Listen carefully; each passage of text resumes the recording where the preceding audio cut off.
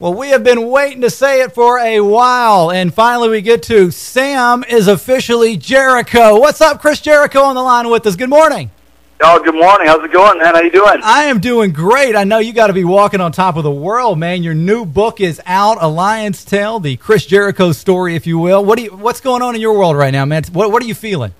No, I'm feeling love. I'm feeling lots of love, man. No, the book just came out, and I've been working on it for almost 2 years.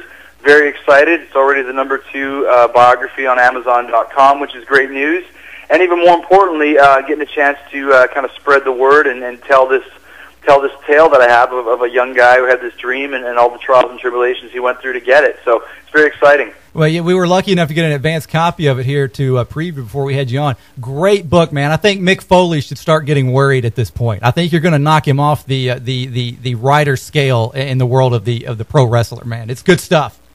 I appreciate it. That was always my goal. I mean, that's the watershed of a wrestling biography was Mick's, and I wanted to take that to the next level too. I wanted to write this book for somebody who might not even be a wrestling fan the same way that Mick did. Like I said, it's more along the lines. I kind of consider it as a follow your dream, stranger in a strange land, coming of age story that just happens to have wrestling as a backdrop. Could just easily be, about a landscaper or a blacksmith or something along those lines. Right. And I think that's the secret to it, is the fact that it is the story of a dream.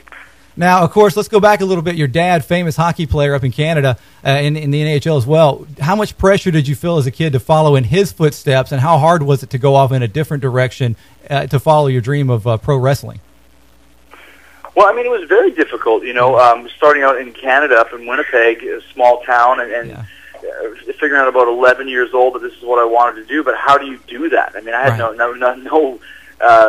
no leads or anything, and it was just kind of slowly but surely, watching wrestling, seeing there was a wrestling school in Calgary, moving to Calgary, not being the biggest guy, especially in 1990 when wrestling was built around the behemoths back then, and figuring out very early on that I was going to have to build my personality and my character to be the biggest on the show, and I always thought about it that way. And then going over to Japan and Mexico and Germany and starting to make a name for myself over there, where size wasn't as much of an issue, but entertaining the crowd was the most important thing. And that's kind of where I honed my craft and learned about that. And not only from wrestling experience, but from life experiences too, from all the things that I went through over in all these foreign countries, from being held up at gunpoint on the side of the road in the city in the dead of night, to being threatened with bodily harm by the Yakuza after I smashed a vase on the street that belonged to them, to working an early match that I had at a kid's birthday party for a hot dog and a glass of orange juice. Wow. And they always say it's not what you make, it's what you save. So I put a quarter of the hot dog into the bank. Now, let's go back a little bit to you kind of got out of WCW right at the right time and made your move to the WWE, WWF at the time. What do you think went wrong in WCW, and what was the big difference when you came over to that WWF locker room that really you knew you were in the right place?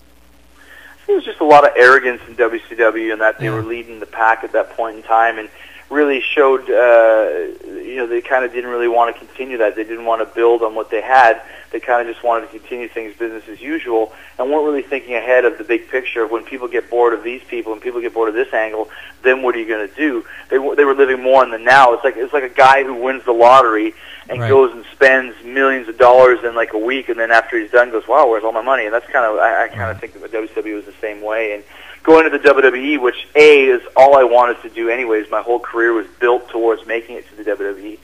Then finally getting there and seeing it was like being in the Wizard of Oz, and you're living in the black and white world of WCW. Then you open the door, and suddenly it's all this colorful Technicolor world of the WWE, and that was really the difference. It was really such a completely different world, even though it was the same business. All right, I'm going to twist your arm, okay? And you give me all you can give me. We've been seeing these Save Us 222 promos on the WWE Raw show. What can you tell us about it? Are you linked to these promos, Chris Jericho?